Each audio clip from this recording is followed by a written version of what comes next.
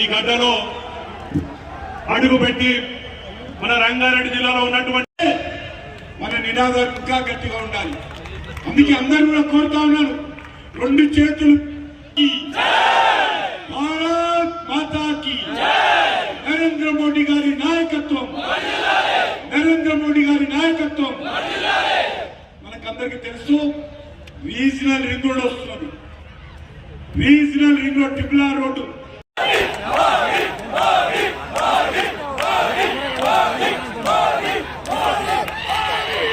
ఎన్నికల్లో పోటీ చేస్తున్నటువంటి విషయం మీకు తెలుసు. అందుకే మీ అందరినీ కోరుతా ఉన్నాను, ఈ ఎన్నికల్లో మనమందరం కూడా ఈ యొక్క తెలంగాణ మార్పు తీసుకురావడం కోసం, తెలంగాణలో ఈ యొక్క అవినీతి పార్టీ అయినటువంటి కుటుంబ పార్టీ అయినటువంటి టిఆర్ఎస్ పార్టీని గద్దెదించడం కోసం ఈరోజు తెలంగాణ ప్రజానీకమంతా కూడా కంకణం కట్టుకొని ముందుకెళ్తా ఉంది. అంతేకాదు ఈరోజు కాంగ్రెస్ పార్టీ కూడా సందట్లో సడేమిలాగా గతంలో దోచుకున్నది సరిపోదని, గతంలో తెలంగాణను ప్రజలను దోపిడీ చేసినటువంటిది సరిపోదని మళ్ళీ మేము వస్తామని చెప్పి అనేక రకాలుగా మాటలు మాట్లాడుతున్నాం. ఈరోజు మనం వేస్తా ఉన్నాను, కాంగ్రెస్ పార్టీ కానీ లేకపోతే టిఆర్ఎస్ పార్టీ కానీ ఈ రెండు పార్టీలు కూడా ప్రజలను దోపిడీ చేసినటువంటి పార్టీలు. ఈ రెండు పార్టీలు కూడా ప్రజల గురించి ఆలోచన చేయరు. ఈ రెండు పార్టీలు కూడా ఈరోజు కుటుంబాల గురించి ఆలోచన చేస్తారు. ఒకరికి సోనియా గాంధీ కుటుంబం, వాళ్ళ కూతురు, వాళ్ళ కొడుకు, వాళ్ళ మనుమలు, వాళ్ళ తరతరాలుగా ఈ దేశాన్ని జలగల్లా పట్టి పీడిస్తా ఉన్నారు. మరొక దిక్కు కేసీఆర్, కేసీఆర్ కొడుకు, కేసీఆర్ కూతురు, కేసీఆర్ అల్లుడు, కేసీఆర్ చిన్నల్లుడు, కేసీఆర్ పెద్దల్లుడు ఈరోజు మనల్ని దోపిడీ చేస్తా ఉన్నారు. ఈ రెండు పార్టీలు కూడా దేశంలో అనేక రకాలుగా తెలంగాణ రాష్ట్రంలో దోపిడీ చేస్తున్నటువంటి పార్టీలు. కాబట్టి ప్రజలారా ఆలోచన చేయండి. ఏ మాత్రం మనం పొరపాటు చేసినా 1200 మంది ఆత్మ బలిదానం చేసుకుని తెచ్చుకున్నటువంటి తెలంగాణ ఆగమైపోతుంది. ఈరోజు జీతాలు ఇవ్వలేనటువంటి పరిస్థితి ఉంది, ఇల్లు ఇవ్వలేనటువంటి పరిస్థితి ఉన్నది. పేద మహిళలకు, పేదవాళ్లకు ఇల్లు ఇస్తామని చెప్పి మోసం చేసినటువంటి పార్టీ ఈరోజు టిఆర్ఎస్ పార్టీ. అందుకే రెండు పార్టీలను కూడా ఓడించి తెలంగాణలో కూడా భారతీయ జనతా పార్టీని అధికారంలో తీసుకొచ్చే విధంగా ఆశీర్వదించాల్సిందే కోరుకుంటూ, వెనుక వస్తున్నటువంటి వాళ్ళు కొంత శుభాభినందనలు. तेलंगाना की इस धरती पर आप सभी को मेरा नमस्कार।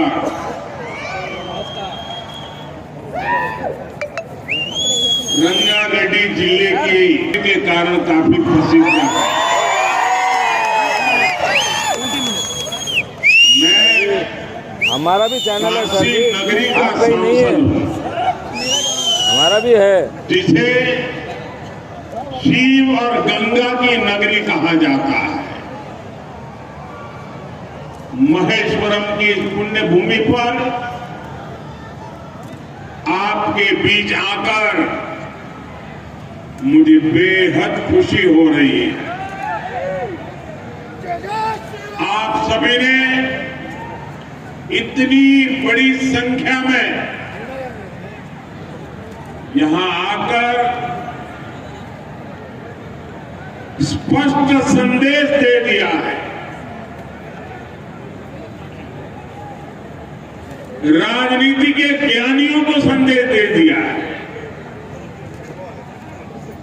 दिल्ली में एयर कंडीशन बेड में बैठ करके बड़ी बड़ी बातें करने वालों को संदेश दे दिया है कि तेलंगाना में बीजेपी के लिए विश्वास लगातार बढ़ रहा है। तेलंगाना बीजेपी को मौका देने के लिए यहां की जनता जनार्दन तत्पर दिख रहा। ना कुटुंब सभ्युलारा, तेलंगाना के पास टर्मरिक है, तेलंगाना के पास टैलेंट है, तेलंगाना के पास ट्रेडिशन है, तेलंगाना के पास टेक्नोलॉजी है, लेकिन इन सब के बावजूद तेलंगाना के सामर्थ्य को बीआरएस के कुशासन और करप्शन के कारण अपना उचित स्थान नहीं मिल पाया। लेकिन अब समय बदल रहा है। बीजेपी पर आप सभी का बढ़ता विश्वास तेलंगाना में रहना है। कांग्रेस और बीआरएस के लोग यहां लगातार झूठा प्रचार कर रहे हैं। ये लोग एक दूसरे पर आरोप लगाते हैं, लेकिन भीतर ही भीतर ये मिले हुए हैं। ये जो बाहर बोल रहे हैं वो तो ड्रामेबाजी है। और आप इतिहास खोल करके देख लीजिए,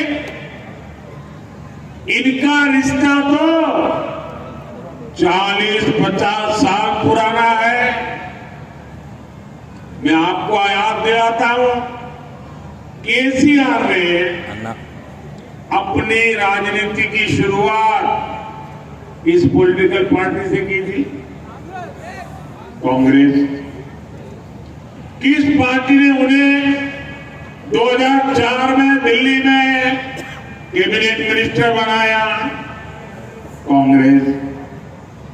जब तेलंगाना बना तो वो किस पार्टी के नेताओं के पास गए? कांग्रेस। राष्ट्रपति चुनाव में द्रौपदी मुर्मू जी के खिलाफ बीआरएस ने किस पार्टी का समर्थन किया? कांग्रेस। उपराष्ट्रपति के चुनाव में ये किस पार्टी के साथ गए? अरे इतना ही नहीं, हमारी सरकार के खिलाफ कुछ दिन पहले जो पार्लियामेंट में अविश्वास प्रस्ताव आया तो ये बीआरएस ने किसको साथ दिया? कांग्रेस। तो इनका असली दोस्त कौन है? इनकी मिली भगत किससे है? उनका नाता किससे है? और तेलंगाना के मेरे भाइयों बहनों, ये भी याद रखिए, मैं भाजपा की पहचान बताता हूं आपको। आप याद कीजिए वो कौन सी पार्टी थी? इन्हें हुजराबाद में हराया बीजेपी ने, हराया बीजेपी ने। किस पार्टी से जीएचएमसी के चुनाव में हारते हारते बच गए? बीजेपी। और इसलिए ये सबसे ज्यादा किससे डरते हैं? बीजेपी से। दोनों डरते हैं। ना कुटुंब सभ्युलारा, महेश्वरम की ये सीट इसकी सबसे बड़ी मिसाल है कि कांग्रेस और बीआरएस कैसे एक ही सिक्के की दो बाजू है। यहां पर पिछली बार भी लोग बीआरएस के खिलाफ थे। आप लोग अच्छी तरह समझ गए थे कि बीआरएस ने इस क्षेत्र की उपेक्षा की है, आपके विश्वास को तोड़ा है। इसलिए तब आपने बीआरएस को हराने का फैसला किया, आपने कांग्रेस को वोट दिया। लेकिन हुआ क्या? कांग्रेस की प्रत्याशी ने अपनी पार्टी छोड़कर बीआरएस ज्वाइन कर ली और सरकार का हिस्सा भी तक बन गई। यानी तेलंगाना में कांग्रेस को दिया हुआ हर वोट वो बीआरएस को ही मजबूत करता है। बीआरएस सरकार को हराने और हटाने के लिए आपकी सबसे विश्वसनीय साथी कोई है, आपके सपनों के लिए काम करने वाला कोई है, तो सिर्फ और सिर्फ बीजेपी पार्टी है। और तेलंगाना के मेरे नौजवान, मेरी बात लिख करके रखिए। तेलंगाना की माताएं, बहनें, किसान, युवान, मजदूर, दलित, आदिवासी, पिछड़े, सब लोग, मैं आपको गारंटी देता हूं, आपके सपने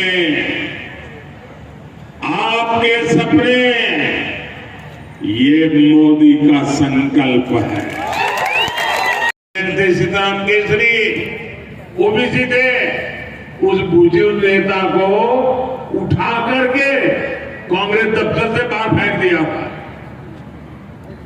कांग्रेस के नेता लगातार बीसी समाज को चोर बोलते हैं और बीसी को चोर कहने के कारण कांग्रेस को एक नेता को कोर्ट ने 2 साल की सजा लगा दी है, अभी जमानत पे घूम रहे हैं। लेकिन अभी भी उनका घमंड 7वें आसमान पर है। बीसी समाज का ये घमंड तोड़ कर रहे,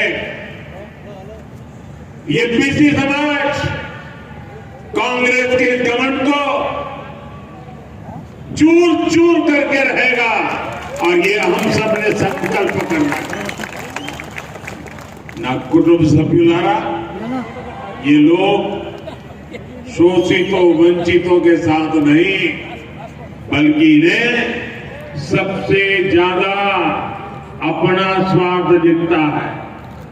केसीआर ने दलित सीएम बनाने का वादा किया था, लेकिन हुआ कुछ नहीं। इनकी दलित बंधु स्कीम बीआरएस विधायक बंधु स्कीम बन गई। इन दोनों ने मिलकर भारत की पहली महिला आदिवासी राष्ट्रपति द्रौपदी मुर्मू जी को हराने के लिए भी आकाश पाताल एक कर दिया। ना कुटुंब सभ्युलारा, सच्चे विकास का सबसे बड़ा उद्देश्य यही है, यह सभी व्यक्तियों तक पहुंचे, ना कोई पीछे छूटे और न किसी को पीछे छूटे जाने का एहसास। दशकों तक तेलंगाना के बीसी समाज के लोगों ने खुद को उपेक्षित महसूस किया, हमेशा उनका अनादर किया गया। लेकिन अब बीजेपी ने यह वादा किया है कि इस क्षेत्र का बीसी समाज से आने वाला पहला सीएम मिलेगा। ये हमारा वादा है आपको। अब जिम्मेवारी आपकी है। अगर आप बीसी सीएम चाहते हैं तो सबने मिलकर के बीजेपी को जिताना होगा। आपके सपने पूरा करने का काम हम करेंगे। और बीजेपी जो कहती है वो करके दिखाती है। ना कुटुंब सभ्युलारा, बीजेपी को इस बात का भी एहसास है, ज्यादा उपेक्षित रह गए। बीजेपी मादिगा समुदाय के साथ हुए अन्याय को भी भली भांति समझती है।